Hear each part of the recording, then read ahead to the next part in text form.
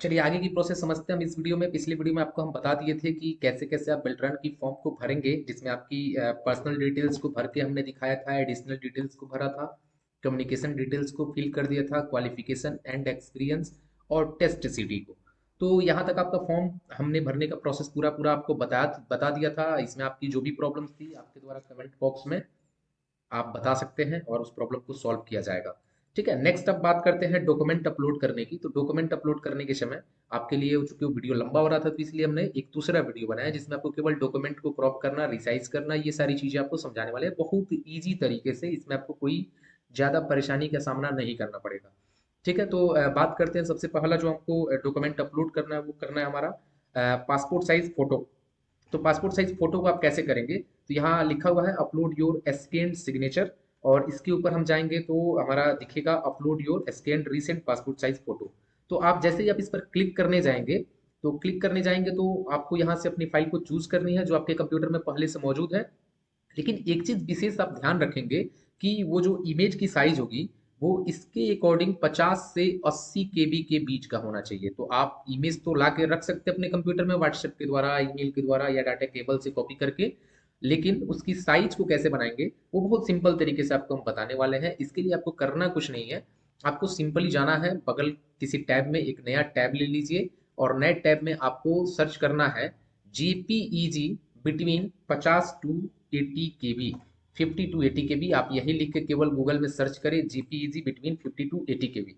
इसके बाद से आपके पास ये खुल जाएंगी और इसमें कुछ लिंक आपको दिखाई देंगे जिसमें आपको नीचे की तरफ जाना है, और नीचे की तरफ जाने के बाद आपको एक साइट दिखेगा जिसमें ध्यान दीजिए इमेज रिसाइजर का। इमेज रिसाइजर जिसके नीचे लिखा हुआ है रिसाइज इमेज 280 केबी ऑनलाइन फ्री। तो आप इस लिंक पर क्लिक करें। इस लिंक पर क्लिक करेंगे तो आपके पास इमेज अपलोड करने का ऑप्शन पूछेगा। ध्यान दीजिए इसमें बहुत सिंपल शब्दों में कह रहा है कि जो आपकी फोटोग्राफ होनी चाहिए वो केवल 50 से 80 केबी के बीच होनी चाहिए। ठीक है, और केवल आप इतना सही कर लेते हैं तो उसके बाद ना आपको इसकी साइज डायमेंशन मिलाने की जरूरत है, नहीं इसकी डीपीआई, इन दोनों से कोई मतलब नहीं रहेगा। केवल आपको आपकी फोटो सबसे मेन है कि 50 से 80 केबी के बीच होना चाहिए। तो आपको बस 50 से 80 केबी के बीच बना देना है। जैसे कि आपकी फोटो अगर आपने कॉपी करके रखा हुआ है तो आपके पास ये लिंक आएगा, इसमें आप जाएंगे, अपलोड इमेज पर क्लिक करेंगे। इमेज पर क्लिक करेंगे तो आपकी इमेज आपके कंप्यूटर में अगर कहीं भी रखी हुई है और मान लीजिए कि आपकी फोटो है, और इस फोटो की राइट क्लिक करने के बाद आप ड्यूरेशन प्रॉपर्टीज जाके देख सकते हैं कि फोटो आपकी कितनी केबी या एमबी की है। तो ये बता रहा है जैसे 40 केबी। मान लीजिए कि अगर ये 40 से ज़्यादा भी होता या 80 का होता या 100 का होता, तो आप कैसे इसको 50 से 80 के बीच में कन्वर्ट करते हैं। ठीक है, तो इस फोटो को आपको केवल चुन लेना है और ओपन कर लेना है, वो 5 फोटो आपकी यहाँ पे आ जाएगी। और बस अब आपको यहाँ टाइप कर देना है कि आपको कितना केबी चाहिए। 50 से 80 का आ रहा है तो आप यहाँ 60 लिख दीजिए, 60 केबी का। क्योंकि ये फोटो 40 केबी का था तो ये भी अपलोड नहीं हो पाता, आपको इसके लिए 50 से 80 केबी चाहिए। तो अब आप यहाँ सिंपल टाइप कर लीजिए 60 केबी। अब 60 के भी आप टाइप करें और उसके बाद नेक्स्ट डाउनलोड। यहाँ आप ध्यान से देखिए, आपको एक ऑप्शन दिखाई दे रहा है नेक्स्ट डाउनलोड का। यहाँ जाके आपको बस सिंपल क्लिक करना है तो आप यहाँ से अपनी फोटो को डाउनलोड कर सकते हैं। और देखिएगा जो नया फोटो डाउनलोड हुआ यहाँ, इसकी फोटो आप ध्यान से देखिए तो 63 केबी के आसपास की हो गई। जितना आपने उसमें लिखा उसके आसपास ये 63 केबी की हो गई, और यहाँ से फोटो आप 63 केबी बना के इसको डाउनलोड कर सकते हैं। ठीक है, अगर आपकी डाउनलोड फोटो नहीं हो रही है तो यहाँ पर लिखा हुआ है डाउनलोड बटन, आप यहाँ से भी क्लिक करके फोटो को डाउनलोड कर सकते हैं।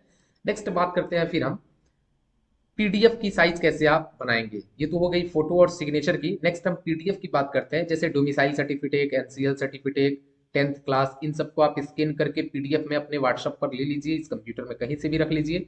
उसके बाद नेक्स्ट जो समस्याएं आएंगी आपके पास वो आएगा कि इसकी साइज को कैसे आप बराबर करें। तो इसके लिए आप क्लिक हेयर टू अपलोड पर क्लिक करके साइज की जो रिक्वायरमेंट है वो आप देख सकते हैं कि पीडीएफ की साइज क्या होनी चाहिए या इमेज की साइज क्या होनी चाहिए। तो वो आपको यहाँ पर दिखाई दे रहा है।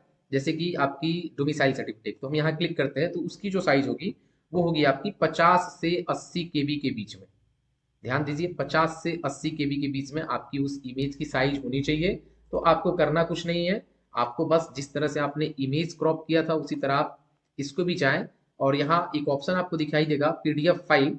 जितना केबी आपको करना चाहते हैं, 100 केबी, 200 केबी, 300 केबी, आप यहाँ पर क्लिक करें और इसमें आपको एक साइट मिलने वाला है। उस साइट पर आप क्लिक करके और बहुत आसानी से, ध्यान से देखिए यही साइट है, इस साइट पे आपको जाना है और इस साइट पर जाने के बाद आपको यहाँ क्लिक करना है। क्लिक करने के बाद इसमें आपको अपनी पीडीएफ फाइल चूज करनी है। जैसे आपकी पीडीएफ सपोज दैट ये है, आपने स्क्रीन करके रखा हुआ है, आपको ओपन कर लेना है। ओपन करने के बाद ये आपकी पीडीएफ है 0.6 MB, इट मीन्स 600 KB का ये पीडीएफ है। तो आप इसको अगर अंडर 100 KB बनाना चाहते हैं या 80 KB का बनाना चाहते हैं तो आप यहाँ 80 बस केवल आपको लिख देना है।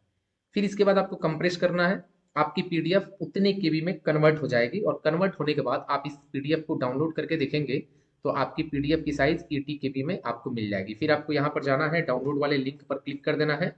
आप यहाँ क्लिक करें और आपकी पीडीएफ, ये ऐड आ रहा है तो ऐड को भी आप क्लोज कर सकते हैं। ऐड को क्लोज करते ही देखिए आपकी पीडीएफ डाउनलोड होगी, और पीडीएफ की फाइल साइज जो है वो आप देखेंगे आपकी पीडीएफ डाउनलोड होकर आई है। यहाँ राइट क्लिक करके आप इसकी प्रॉपर्टीज में जा करके देख सकते हैं कि आपकी पीडीएफ 72 KB की बन गई है। ठीक है, तो अब इस पीडीएफ को आप आसानी से उसमें अपलोड कर सकते हैं।